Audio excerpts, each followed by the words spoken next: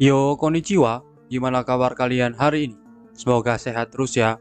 Di video kali ini, Mimin akan membahas manhwa yang berjudul 100.000 Tubuh Pemurnian. Bagi kalian yang baru mampir, jangan lupa klik tombol subscribe, like, dan loncengnya agar channel ini dapat berkembang ke depannya.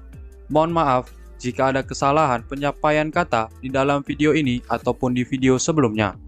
Tanpa basa-basi lagi, langsung simak saja videonya. Mahan, yang menyadari Yuan Ming tidak bergerak mengambil tanaman itu pun berkata kepadanya, "Kau anak yang pintar, kau masih tahu apa itu rasa takut. Kau tidak bersaing dengan kami untuk mendapatkan Ganoderma api. Dengan kata lain, sekarang kau akan menjadi mayat." Mendengar perkataan Mahan, Yuan Ming pun mengatakan bahwa dirinya itu tidak takut sama sekali. Penyebab Yuan Ming tidak mau bergerak dikarenakan ada masalah pada batu itu. Mahan yang mendengar perkataan Yuan Ming itu pun terkejut. Murid Mahan yang mendengar perkataan Yuan Ming itu pun tertawa dan berkata, "Kau sangat baik, sampai membuat dirimu sendiri melangkah ke belakang. Takut berarti takut. Apakah ada masalah dengan batu ini?" Murid Mahan itu pun memukul batu besar itu sambil berkata, "Ini hanyalah batu besar, di mana masalahnya? Tapi nak, jangan berpikir kau bisa pergi lebih dalam lagi. Guruku dan aku tidak akan membiarkanmu pergi." Tiba-tiba, dari bebatuan itu, tampak ada sesuatu yang bergerak keluar. Dan ternyata, benda hijau yang ada di batu itu adalah seekor ular raksasa, yang di tubuhnya itu terdapat tanaman yang mereka bertiga cari. Melihat hal itu, Mahan pun terkejut. Murid Mahan yang tidak menyadari ada ular di belakangnya itu pun berkata, "Setelah memetik Ganoderma api, pulanglah ke Gunung Qinglang bersamaku. Jadilah budakku selama ratusan tahun." Mahan yang melihat muridnya itu dalam bahaya, itu pun berkata kepada muridnya, "Murid, cepatlah lari." Setelah mengatakan hal itu, Mahan pun juga berkata di dalam hatinya, "Itu adalah monster tingkat ketiga." Melihat gurunya yang panik, muridnya itu pun melihat ke belakangnya sambil berkata, "Guru, ada apa? Kenapa kamu terlihat seperti itu?" Pada saat melihat ke belakang, murid yang sombong itu pun terkejut melihat keberadaan ular raksasa yang sudah ada di belakangnya. Murid itu pun berusaha lari sambil meminta tolong kepada gurunya. Akan tetapi, ular itu pun langsung menerkam murid itu dan menelannya utuh-utuh. Mahan yang melihat hal itu pun menjadi panik dan segera kabur meninggalkan tempat itu. Pada saat dirinya kabur, Mahan yang melihat Yuan Ming hanya berdiri diam saja itu pun berkata, "Kau benar-benar bocah sampah. Kau bahkan takut sampai tidak bisa bergerak." Lalu, ular besar itu pun bergerak dengan cepat, sehingga Mahan yang kabur itu pun terkejar olehnya. Mahan yang menyadari hal itu pun menjadi semakin panik dan berkata, "Sial, monster ini sangat cepat. Aku pasti tidak akan bisa kabur jika ini terus berlanjut." Setelah mengatakan hal itu, Mahan pun menghampiri Yuan Ming dan berusaha menyerangnya sambil berkata, "Nak, salahkan hidupmu yang buruk. Sekarang waktunya untuk mewujudkan peranmu. Tahan dia untuk orang tua ini sebentar." Mahan pun memegang baju Yuan Ming dan berusaha melemparnya kepada ular besar tersebut. Akan tetapi, hal itu sia-sia. Mahan pun tidak dapat mengangkat tubuh Yuan Ming. Menyadari hal itu, Mahan pun terkejut dan berkata di dalam hati, "Anak ini sama sekali tidak bergerak." Mahan pun melepaskan tangannya dari Yuan Ming. Yuan Ming pun membersihkan bajunya sambil berkata, "Aku telah menahan diri untuk waktu yang lama." Setelah mengatakan hal itu, Yuan Ming pun memegang tangan Mahan dengan sangat kuat dan melempar Mahan kepada ular besar itu. Melihat makanan gratis yang datang ke arahnya, ular itu pun membuka mulutnya dan membiarkan tubuh Mahan masuk ke dalam mulutnya. Dan dengan seketika, Mahan pun mati dimakan ular tersebut. Setelah Yuan Ming melakukan hal itu, dirinya itu pun memegang pergelangan tangannya sambil berkata, "Monster tingkat ketiga." Sedikit merepotkan, tapi itu tidaklah masalah. Yuan Ming pun mengeluarkan kekuatannya dan langsung menyerang kepala ular besar itu, sehingga kepala ular itu pun terpental ke belakang. Setelah melakukan hal itu, Yuan Ming pun berkata, "Kau ingin bertarung denganku menggunakan kekuatan fisik. Kau masih terlalu lembut." Yuan Ming pun melompat ke arah ular besar itu dan bersiap melancarkan tinjunya kepada ular itu sambil berkata, "Aku berada di tingkat 99.943 pada periode pemurnian tubuh." Setelah itu, Yuan Ming pun menggunakan kekuatannya pada pukulannya itu, dan seketika, kepala ular itu pun langsung hancur. Setelah mengalahkan ular itu, Yuan Ming pun berjalan mendekati tubuh ular itu dan mengambil tanaman Ganoderma api di tubuh ular itu sambil berkata, "Ternyata, Ganoderma api ini telah berevolusi menjadi rerumputan roh. Selain bisa menyembuhkan penyakit, ini juga bisa digunakan untuk membuat pil kultivasi." Tiba-tiba, dari tubuh ular tersebut, muncul sebuah cahaya emas. Yuan Ming yang melihat hal itu pun terkejut dan berjalan mendekati cahaya emas itu. Pada saat di dekat cahaya emas itu, Yuan Ming pun menemukan sebuah kotak yang tertempel di tubuh ular itu. Yuan Ming pun mengambilnya dan berkata, "Aku samar-samar merasakan ada pembatas di atasnya." Setelah mengatakan hal itu, Yuan Ming pun menggunakan tangan kirinya untuk mencoba menghancurkan kotak itu. Akan tetapi, kotak batu itu pun tak lecet sedikit pun. Melihat hal itu, Yuan Ming pun berkata, "Meskipun aku tidak menggunakan kekuatan penuhku dengan pukulan ini, tapi kotak batu ini bisa menahannya." Ini menunjukkan bahwa pembatas ini ditempatkan setidaknya oleh para biksu dalam periode pembentukan pil. Aku belum pernah melihat biksu dalam tahap pembentukan pil selama bertahun-tahun. Jadi aku harus kembali dan perlahan-lahan memperbaiki pembatas ini, agar tidak dengan kasar membongkar dan menghancurkan isi di dalamnya. Setelah mengatakan hal itu, Yuan Ming pun melihat ke arah bangkai ular besar tadi dan kembali berkata, "Selanjutnya adalah bangkai ular ini." Yuan Ming pun mendekati badan ular besar itu dan menggunakan tekniknya untuk membelah perut ular itu. Setelah membelahnya, Yuan Ming pun memasukkan tangannya ke dalam ular itu dan mengambil sesuatu dari dalam tubuh ular itu. Pada saat sudah menemukan apa yang dicarinya, Yuan Ming pun mengeluarkan benda itu dan mendapati sebuah bola emas.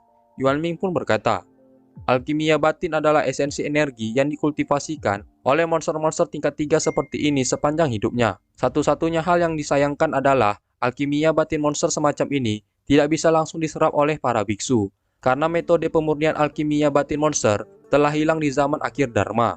Aku tidak tahu persis apa yang terjadi di zaman akhir Dharma, karena aku telah dipenjara di tempat rahasia untuk waktu yang lama." Kemudian, Yuan Ming pun berjalan pergi meninggalkan tubuh ular besar itu dan kembali berkata, "Satu-satunya pengguna alkimia monster sekarang adalah untuk mengumpulkan atau menggunakan auranya untuk membantu kultivasi." Setelah beberapa saat kemudian, Su Ying yang sedang menunggu Yuan Ming itu pun menjadi khawatir dan berkata, "Mengapa saudara Xuan Yuan belum juga keluar?" Nyonya Jiang pun datang menghampiri Su Ying dan berkata, "Gadis kecil, dengarkan saranku."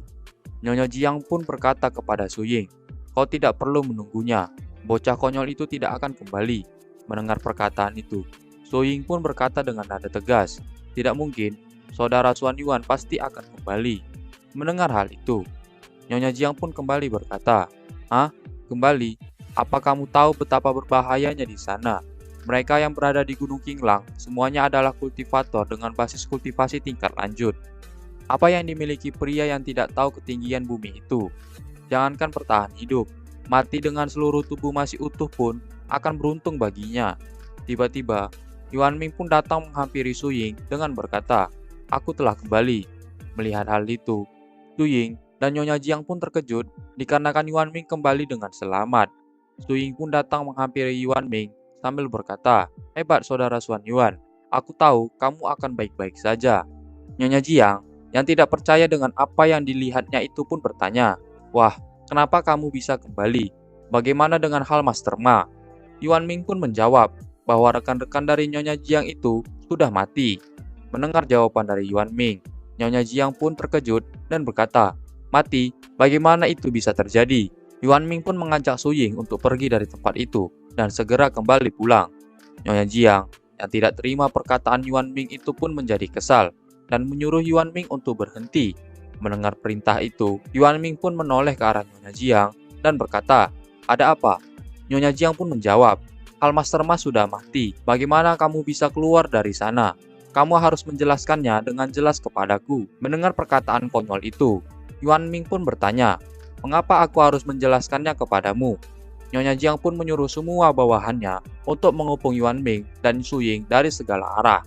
Setelah itu, Nyonya Jiang pun berkata, "Nak, berhentilah untukku. Aku tidak peduli apa yang terjadi di dalam. Kamu hanya bisa pergi jika meninggalkan Ganoderma api itu untukku." Mendengar perkataan itu, Yuan Ming pun bertanya, "Terus apa?" Nyonya Jiang pun mengancam Yuan Ming dengan berkata, "Kami memiliki pistol berpeluru bersama kami. Anak muda, aku tahu kamu mungkin memiliki beberapa kemampuan, tetapi di depan senjata api, kamu tidak akan memiliki kekuatan untuk melawan." Para bawahan Nyonya Jiang pun menodongkan pistolnya ke arah Yuan Ming. Su Ying yang menjadi panik karena hal itu pun berkata, "Saudara Xuan Yuan, Aku tidak ingin Ganoderma api itu. Kamu bisa memberikannya kepada mereka. Melihat Su Ying khawatir, Yuan Ming pun berkata, kita tidak mengambil barang-barang orang lain. Orang lain juga tidak bisa mengambil barang kita. Mendengar perkataan Yuan Ming, Nyonya Jiang pun memerintahkan bawahannya untuk menembakkan pistol mereka ke arah Yuan Ming. Tiba-tiba, Feng Lao pun muncul di tempat itu. Nyonya Jiang yang melihat hal itu pun bertanya kepadanya, kau siapa? Feng Lao pun menjawab, kau bisa memanggilku Feng Lao. Kepala keluarga Yuan memintaku untuk melindungi adik laki-laki ini. Jangan harap kalian bisa mengganggunya. Feng Lao pun berkata di dalam hatinya.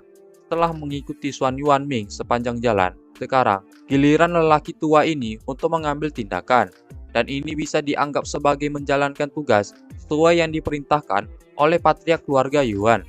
Mendengar perkataan Feng Lao, Yuan Ming pun tersenyum dan berkata kepadanya, kau mengikutiku di sepanjang jalan. Aku pikir kau adalah seseorang yang awalnya dikirim oleh patriark keluarga Yuan. Mendengar perkataan Yuan Ming, Feng Lao pun terkejut dan bertanya kepada Yuan Ming, apakah kau tahu bahwa orang tua ini mengikutimu? Setelah mengatakan hal itu, Feng Lao pun kembali berkata di dalam hati, anak ini tampaknya tidak berada di tingkat ketiga, karena orang tua ini telah mencapai tingkat kelima dari ahli bela diri. Bagaimana dia bisa menemukanku?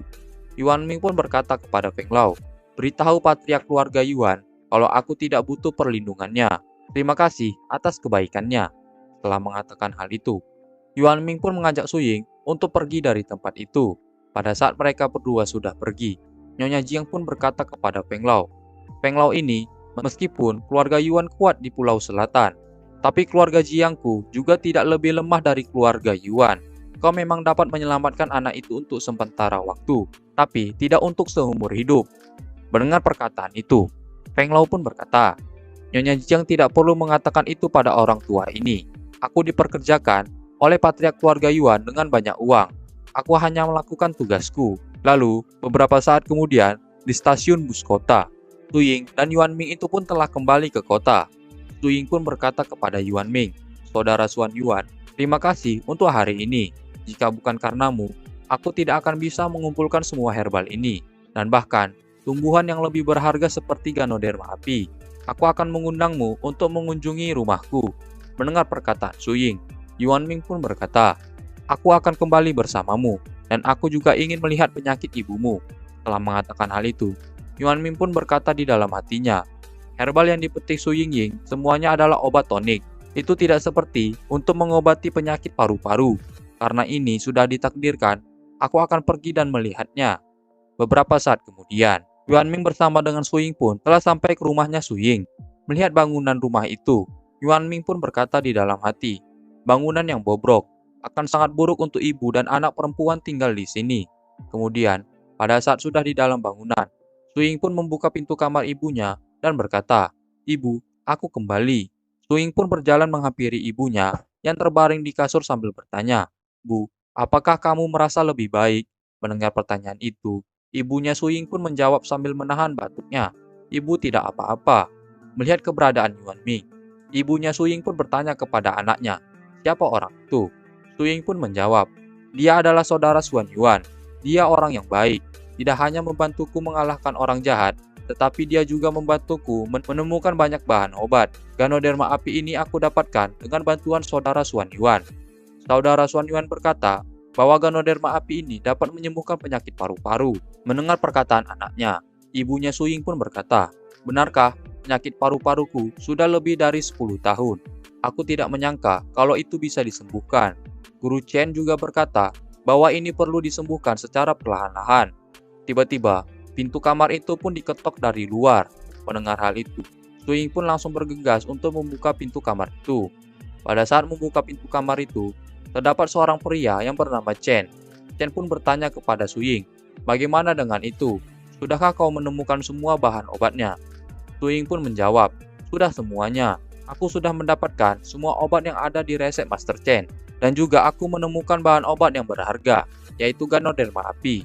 Mendengar perkataan Su Ying, Chen yang sedang berjalan masuk itu pun tiba-tiba berhenti dan berkata, apa? Apa yang kau katakan? Ganoderma api? Setelah mengatakan hal itu, Chen pun dengan cepat langsung berlari ke meja yang di atasnya ada tanaman Ganoderma api tersebut. Dan Chen pun langsung tertunduk sambil berkata dengan wajahnya yang terpukau, Ini benar-benar Ganoderma api legendaris. Melihat kejadian itu, Yuan Ming pun berkata, dasar pembohong tua." Kemudian, Lu Ying pun menghampiri Master Chen dan berkata, "Master Chen, dengan Ganoderma api ini, penyakit ibuku bisa disembuhkan. Tolong cepat sembuhkan dia." Mendengar perkataan Su Ying, Master Chen pun bangkit dari tunduknya dan bertanya kepada Su Ying, "Sembuh, siapa yang bilang ibumu bisa disembuhkan? Tahukah kamu bahwa Ganoderma ini hanya akan memberikan efek sebaliknya? Setelah makan Ganoderma api ini, nyawa ibumu tidak akan bisa ditolong." Mendengar perkataan Master Chen, Su Ying pun berkata, "Itu tidak mungkin. Menurut farmakologi, Ganoderma api seharusnya bisa mengobati penyakit paru-paru ibuku." Mendengar perkataan Su Ying, Master Chen pun menjadi marah dan berkata, "Apa kau meragukan Master ini? Jika kau berani berbicara seperti itu, aku tidak akan menyembuhkan penyakit ibumu. Tunggu saja kematiannya di rumah." Mendengar hal itu, Su Ying pun menjadi panik. Ibunya Su Ying pun berkata kepada Master Chen, "Master Chen, jangan marah. Ying Ying masih muda. Dia tidak bermaksud begitu." Mendengar perkataan ibunya Su Ying, Master Chen yang memiliki rencana licik itu pun berkata, "Bagaimana jika begini? Untuk mencegahmu menggunakan obat ini, Ganoderma api ini akan aku sita, dan ini akan kugunakan sebagai biaya konsultasi dokternya." Mendengar hal itu, Su Ying pun berkata, "Master Chen, pinjaman pelajarku akan segera cair, jadi mohon tunggu beberapa hari lagi, dan aku akan segera memberikan uang kepadamu ketika pinjaman pelajarku dicairkan." Mendengar hal itu, Master Chen pun berkata, "Pinjaman belajar? Apa kau bercanda? Master ini biasanya mengobati keluarga kaya pada hari kerja. Semuanya menjemputku dengan mobil mewah, dengan wanita cantik sedang menungguku, dan biaya konsultasinya dimulai dengan jutaan. Apa kau pikir uangmu cukup untuk melunasinya?" Nah, sampai di sini saja pembahasan di video kali ini. Sampai jumpa di video-video Mimin selanjutnya, and see you.